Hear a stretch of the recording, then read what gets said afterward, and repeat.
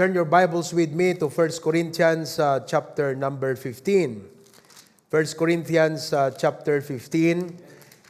Kaya't kung ituloy dito lesson tayo, may panggap iti abounding in the work of the Lord. Ti joy tayo nga Christians, iti dayto agdama nga biag, kaya't dayjay pa nag-abound tayo, iti tayo pa nagserbi iti Apo. Yung ating pagiging mabunga sa larangan ng ating paglilingkod sa Panginoon. Ananwan tayong ngarod ti biag kakabsat, uray pa'y kasano iti kasayaat na kuna tayo, practically, nuhan na tayo nga maus-usar iti Apo.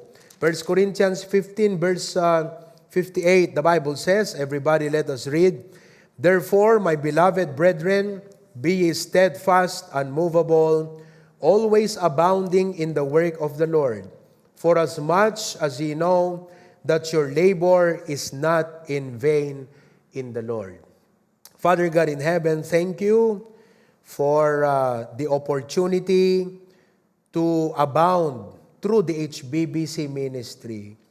Kat gapo iti pa nakakita mi, iti pa nag-pour out ti grace mo iti daytoy nga ministry.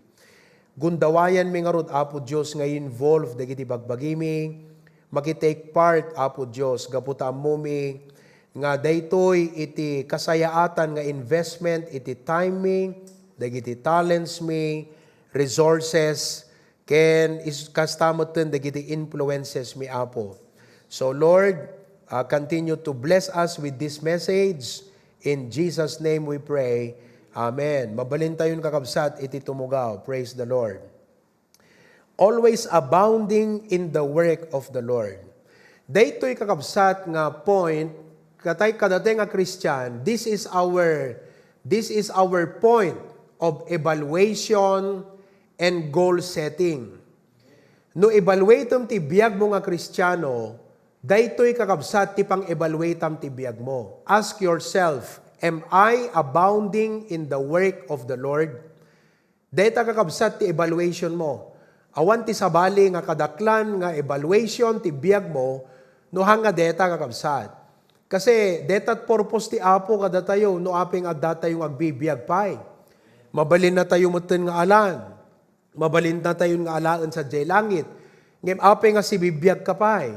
Aping nga ibe-bless na ka.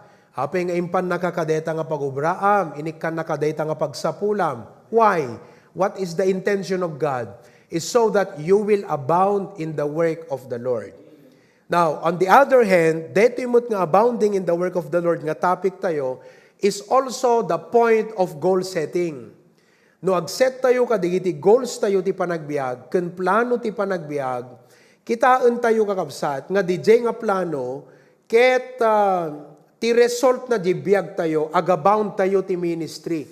Haan nga tayo umadayo tayo ti ministry, aglamiis tayo ti ministry, no di ket kitaan tayo latta kakabsat, nga DJ aramiden tayo, DJ plano tayo, ket agbalin tayo nga fruitful iti trabaho iti Apo. Now, the word abounding, what it means is that we should not decline. Hanga dapat nga ag-decline ti spiritual life mo, ti panagserbim ti Apo itang atawan. It means we should not stagnate. Hanga dapat kakabsat nga dete idle, dete Christian life mo, nga hanagunggunay, dete casual, dete makuna nga nakigimong, makuna lang nga present, hangko mga kasjay. We should not stop.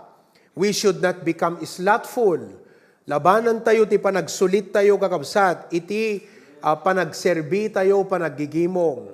We should not become lazy. But what this means, the word abound means that we should increase. Digito yung mapaspasamak ita kakabsat, kat opportunity, tapno da tayo makapag-increase. That we will be able to give what we have never given before. We can make sacrifices that we have never done before. And then the word is to excel. The word abound means to excel.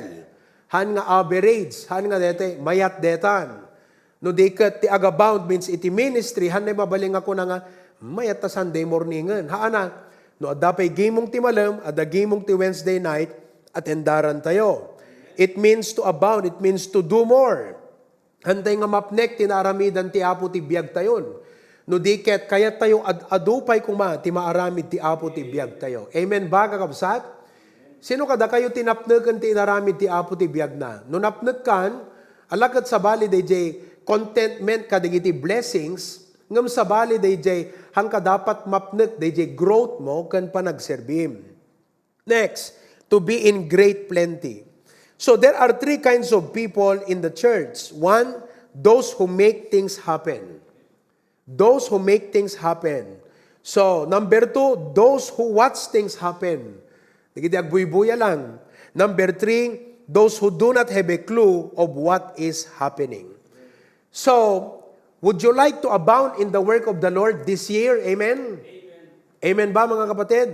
Okay, aduman digiti problema, aduman digiti sumangbay nga unexpected nga crisis, ken unplanned nga digiti difficulty ti panagbiag, ngem ko natin kumaapo Diyos itangatawen, ti prayer ti pusok apo, nawad-wad-wad pa'y kumati, parabor mo ti biag ko, ket naususarak pa'y kumati ministry. At adu kumapay ti pakaaramatam kaniya. At adu kumapay iti maipaay ko, nga investment iti trabaho apo Diyos. So in what areas does God want us to abound? Number one, naadal tayo, we should abound in knowledge and judgment. We should abound in knowledge and judgment. Two, we should abound in thanksgiving. Ti kayat nga sa deti idi kakabsat, no adda kumaman rason nga gyamyaman tay ti Apo, deti ti awatan nyo, please listen to this very carefully, okay? Di ba, every now and then, agyamyaman tay ti Apo, di ba? Kung natin, Lord, thank you for my health. Lord, thank you for my job. Lord, thank you for the promotion. Lord, thank you for my blessings. Di ba? Ngam, listen very carefully. It's a different level of thanksgiving because ti ko mamaisawang tingiwat tayo kat DJ ko na tayo, Apo, agyaman nak kasi adasalon at ko kat mararamat nak. Agyaman nak kasi ada negosyo, ada pagubraa kat makaitudakken ka. Agyaman nak tababaan ka dito yung trabaho, makaitudak ti gospel tracts. Ti kahit nga sawan, jay thanksgiving mo, hanlaan nga dito personal nga benefits. No di kat jay reason ti thanksgiving mo, kat gapo ka di jay panakausar mo ti ministry. Take note, dito title tayo, Abounding in the Work of the Lord. So, iba yung, maganda yung nagpapasalamat tayo, ako na tayo, Lord, thank you for my family. Pero, when you are abounding in the work of the Lord, ti ko namnukan, thank you, Apo, ta maus usar mo, dagiti anak ko, maus usar na kam nga agasawa, thank you, Apo, tamar aramat na kam nga pamilya. They jay ti thanksgiving in the work of the Lord. Oh, praise God, DJ ko na tayo nga, agyaman ak Apo, ta na-promote man ti trabaho. But when you're abounding in the work of the Lord, anak thanksgiving mo nukwa, kunam nukwa kat, Apo, agyaman ak ta, dito pa nakapromote ko, akat maikerik ti spiritual influence, akat adut ma-witnessak, adut ma-shareak, adut maawis ko, by the means of my influence. Di ba? Kita nyo, di testimony na di teachers nga ubra kakabsat yan ti MMSU. Kat they have dedicated their profession. Kat ti pagyamanan da ti Apo, hanlang adda pagsapulan. Agyaman da, yes, adda day jay. Thank you, Apo, tada pagsapulak. Thank you, tada pangalang ti pagbiag. Thank you, Apo, tada trabaho. Pero di ba, nagmayat, DJ ko na nga, agyaman ak Apo, tamaus usar mo, deti trabaho, nga maka-reach out ti ado akararwa. DJ ti thanksgiving, nga abounding in the work of the Lord. DJ ko mati goal tayo kakabsat. DJ ti dapat target tayo. DJ ti dapat mindset tayo. O, kasla ko makada kayo nga, adda dita abroad, di ba? Hala nga ko nam, agyaman ak Apo, ta nakaumahayak diti balasiw taaw. Ket adda pagsapulak, ket maka-earn nak ti kwartahaan. No diket ko nam, agyaman ak Apo, ta deti kaadak ditoy, mabalin nak nga usaren, nga extension, ket nangruna kada kay nga adda dita Australia. Di ngamin, brethren? Nag-abroad ka, ngam di pa nag-abroad mo, you are abounding in the work of the Lord. So you are thankful to God, nga di pa nag-abroad mo, naging means nga extension na ka ti HBBC kat makapag-soul win kayo dita, and financially, because greener pasture dita, ayan nyo, di kad mausar na ka iti Apo in a greater way. Day jay ti dapat masursuro tayo nga mindset. Amen ba mga kapatid? That we abound in thanksgiving. Number 3. Okay? Kan hala DJ ko na ti da dumagat pauna yan nakaimbag ti apo ka deti nga kabsat. Gaputa isot ng sponsor deti piano. So agasam ti agyaman ti apo ka kabsat. Personally, uri awang pa DJ grand piano dito yung permi nga thankful akong ti apo. Gapu ka DJ kabsat. Nga kunana, deta grand piano gatangan na para iti ministry. I'm thankful to God. Amen? Number 3. We should abound in the grace of giving. Okay? Number 4, we should abound in Christian traits.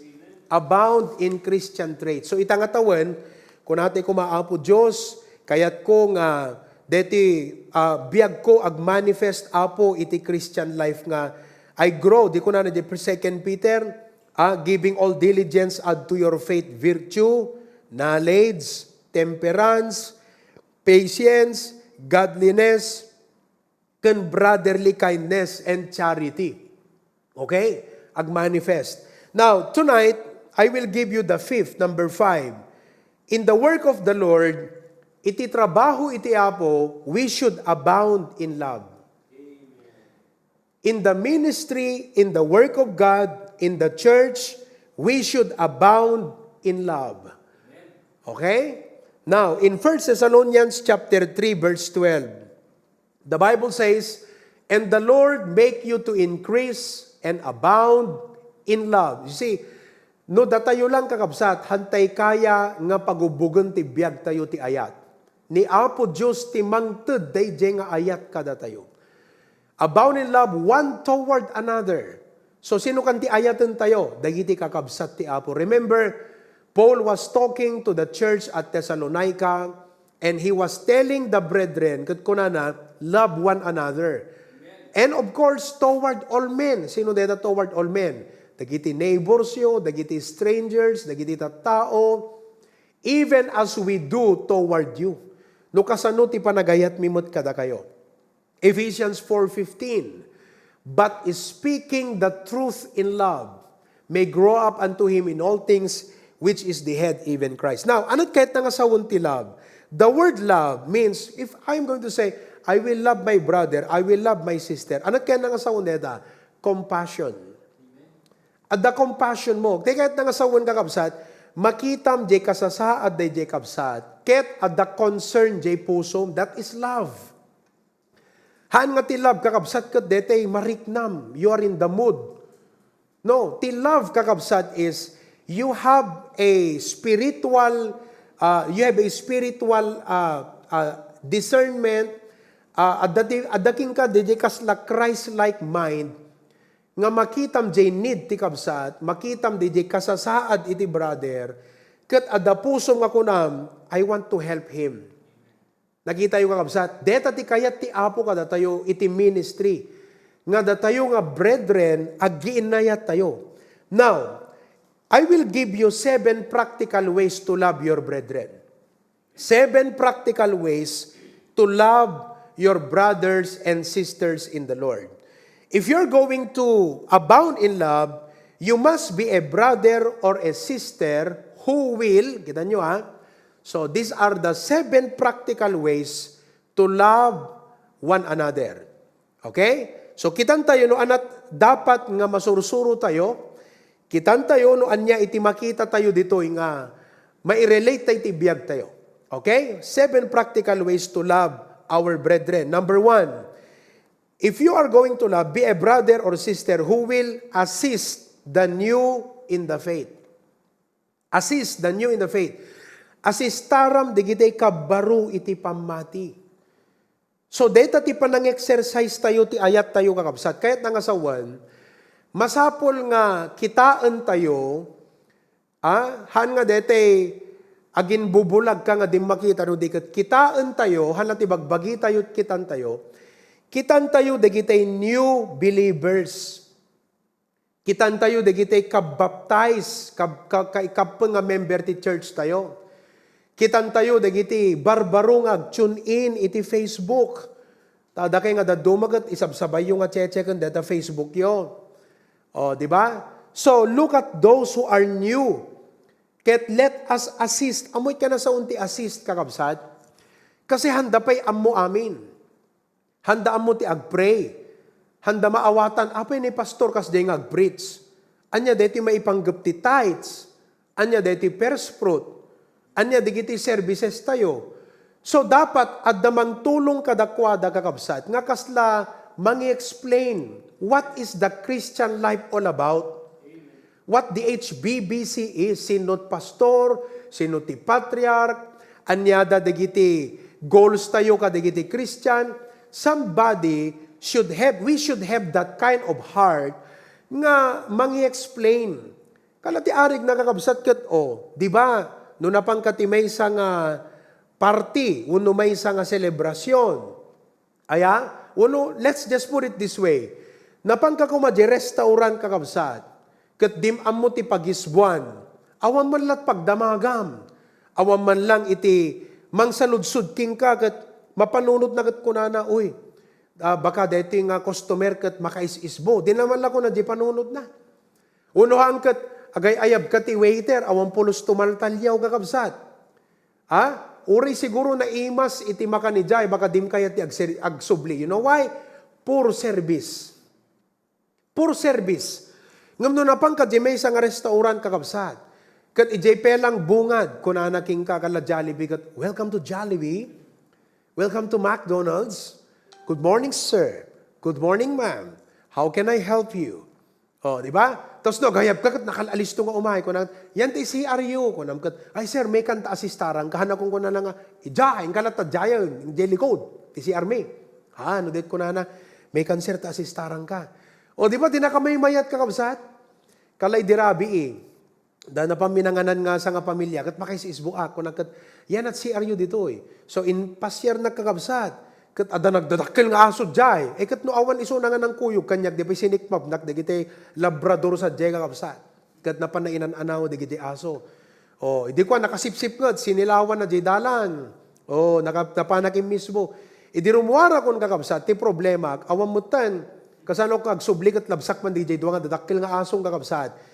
Ngam idi rumwara kon, idi pasinjek di silaw di cellphone ko, rimwar kat kunana, may cancer intan. So, di ba nagmayat ti mapantikas di nga restaurant, nga digiti tao amuda nga asistaran dagiti, umay mangan. Amen. Dapat datayo nga members, if you are going to abound in the ministry in the area of love, dayto iti i-practice tayo. Kitaan tayo, digiti new believers tayo, digita naka-tune in yan ta Facebook ita, no new digita, textan nyo, kunayo, hello sister, I'm glad nga nag-tune in ka ti service mi itang arabi I am brother so and so, dito yung HBBC Bakaran. If you have any prayer request, don't hesitate, adda kami dito yung mangikararag ka. Aglasam ka kabsat. No, adda 5-7 nga nag-message ka dito nga tao, anak kunana, nagpintas man dito nga kapilya. Damok pelang kat pa nagriknak kat I am now a part of the family. Deta kakabsat ti ayat nga dapat i-exercise tayo. Ayatan tayo, dagiti new believers. Amen ba kakabsat? Ayatan tayo, nang runa itagat kastiman ti set up tayo. So hantay paluspusan ida. Hantay pakawalan ida kakabsat. Message san tayo, tawagan tayo. Amen? Dagiti ka-baptize tayo di last December. Textan nyo idan. Kumustahan nyo idan. Manuda nga nag-baptize ka kabsat. Nga nida sa nga pulo nga na-baptizan. So message them. In Acts chapter 9, verses 26 to 27. Acts 9:26. And when Saul was come to Jerusalem, ni Saul nga men, kakabsat, idisakbay nga naging apostol, he was persecuting the church. Patpatayin na digiti Kristiyano. Now, na-save. Iso deta Acts chapter 9. Sinabot ni Jesus Christ iso na naglawag, nabulagan. Cut the story short, pinaimbag ni Ananias. And when Saul was come to Jerusalem, kayat nati maki-join ka digiti disciples di Jerusalem, they were all afraid of him. Mabutenda, kat kunada nga kasta, hanteng as asit gandeta kat baka ispia deta. Umay agpatay. Di dyan amin ti amuda kini Saul. They were all afraid and believed not that he was a disciple. 27. Ano na pasamat? But Barnabas took him and brought him to the apostles. Kunana, Brother Saul, may kadtoy. Medyo madanagan, awatom ngamin, di kiti kakabsat, at anang arudkit kastat biyag mo, idi. May kanta kuyugan ka, iyam ammo ka kadigijay, papastor tayo. Okay? Brought him to the apostles and declared unto them how he had seen the Lord. In-explain natin salvation experience ni Saul. Kunana, Apostle Peter, Apostle James, dahito nga kabsat tayo, ammo tayo't biyag na ide, ngam itakabsat tayo, na saven. He had spoken to him how he had preached boldly. Amom kasave na pelang nag-soul winningan. So, di kiti apostol kakabsat, winelcome da ni Saul. The persecutor of the church, ngem na save. So, winelcome da isuna. Kasta ti dapat nga love, nga ma-exercise tayo nga members. Welcoming spirit. Hello? Amen. Malaksid no may manggulgulo kakabsat sa bali nga istorya. Ngam no dito ka talaga nga kayat na nga mamamu ti Apo, we welcome them and we encourage them, especially kakabsat, dagiti imayan nagigimong. Hello? Amen? I hope kakabsat nga masurusuro yu deta, make yourself aware of that. Amen? Number 2, dito tayo pelang agpatinggal. Now, if you're going to abound in love, the second practical way to exercise love is number 2, be a brother or sister who will comfort the feeble-minded. Comfort the feeble-minded. Anak ka na sound ti comfort? Liwliwaam. Encourage-am. Tulungam nga malag-anan ti riknana kakabsat.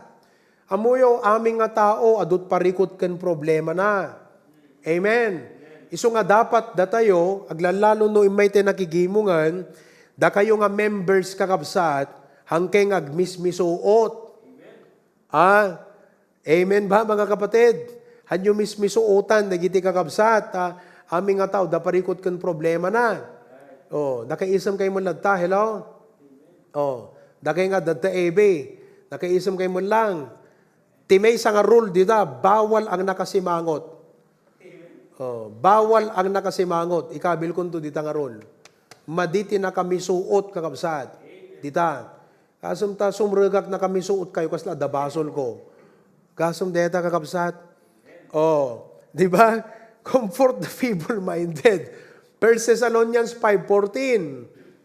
Anak ko na the 1 Thessalonians 5:14. Now we exhort you, brethren, warn them that are unruly, comfort the feeble-minded, support the weak, be patient toward all men. So, makita tayo dito kakabsat nga, ti Christian, bawal ang selfish.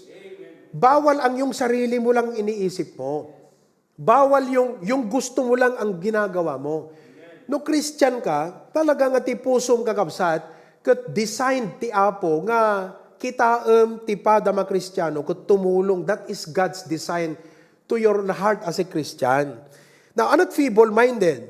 Ti feeble-minded kakabsat, those who are ready to stagger under the burden of the cross. No cross ko na tayo, DJ burden nga problema nga bakbaklayan. Sino kada kayo ti ada bakbaklayan nga problema na ita kakabsat? Itayag naman ti ima na, di kita data Zoom, ada problema na. Di kita daduma, di na pa'y maitayag ti ima nanti kadagsin sa problema nan kakabsat. Okay? So, ti feeble-minded, they agkapuyin kakabsat, gapot ka ado nga problema na.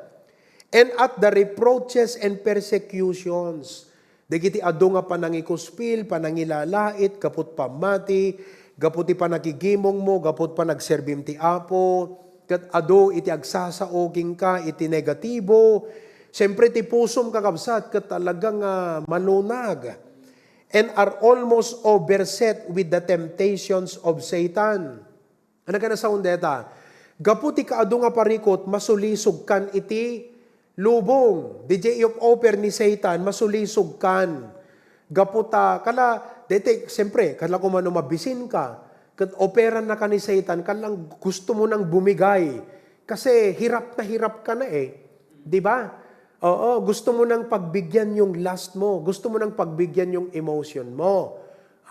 Gusto mo nang pagbigyan yung negative na iniisip mo kasi bigat ka na. Timot lang mo maluman kakabsat, bigat na ta. Data timako na nga feeble-minded.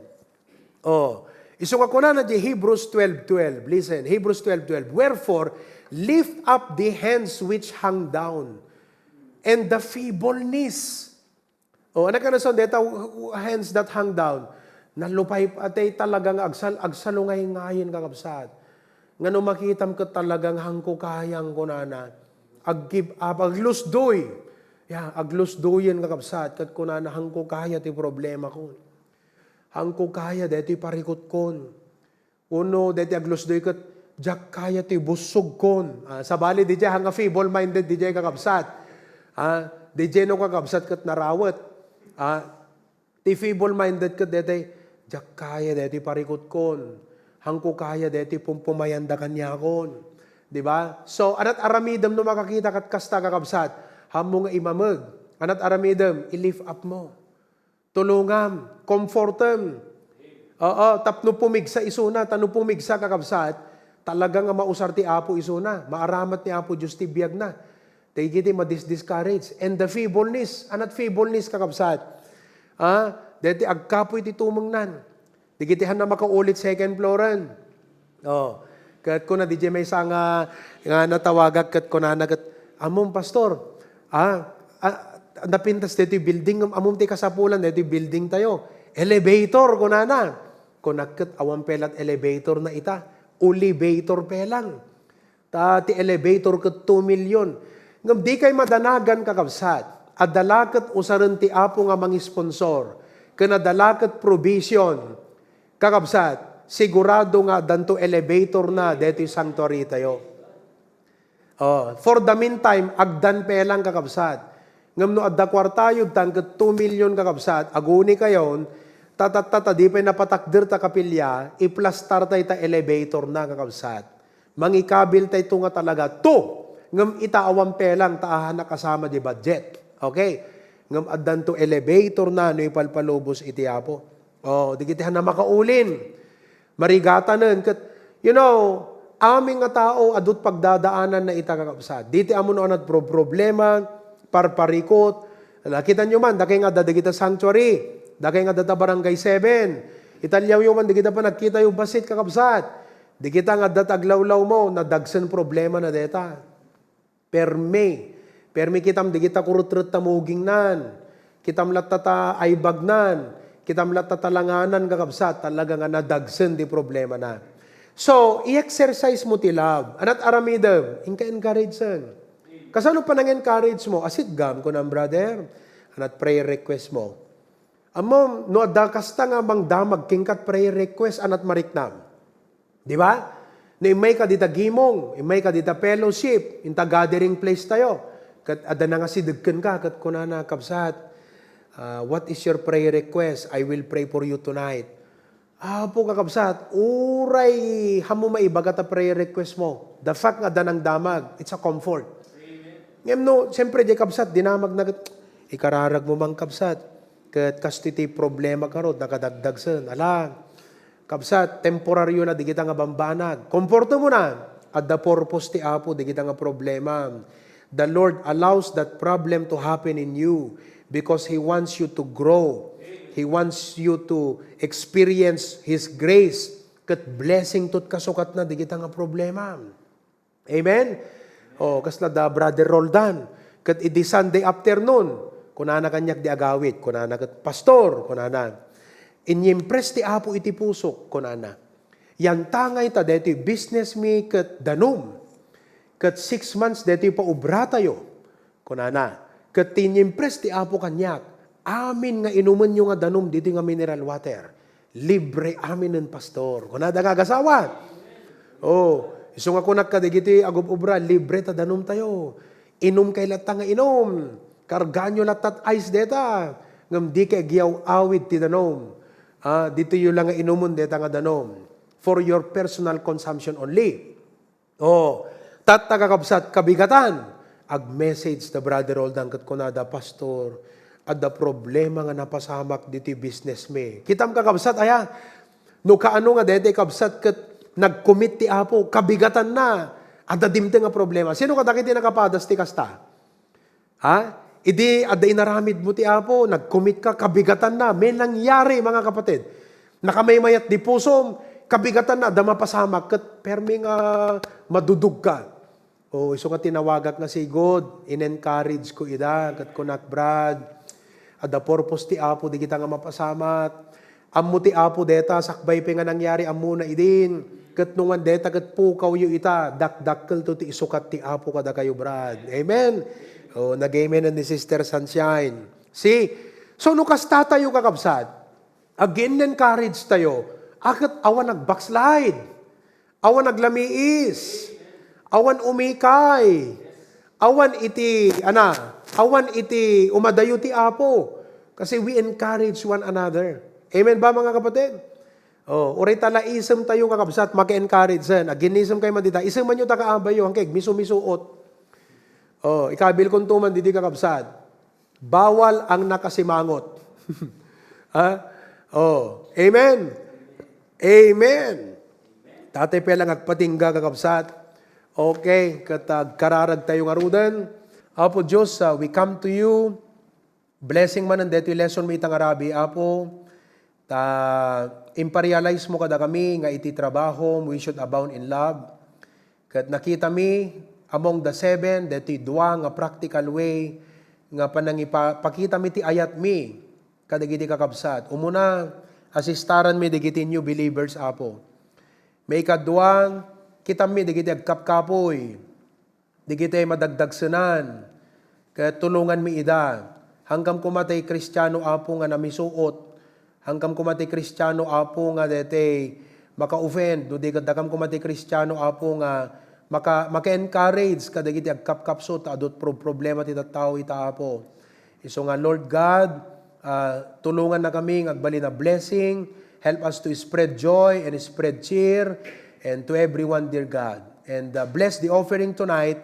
In Jesus' name we pray. Amen.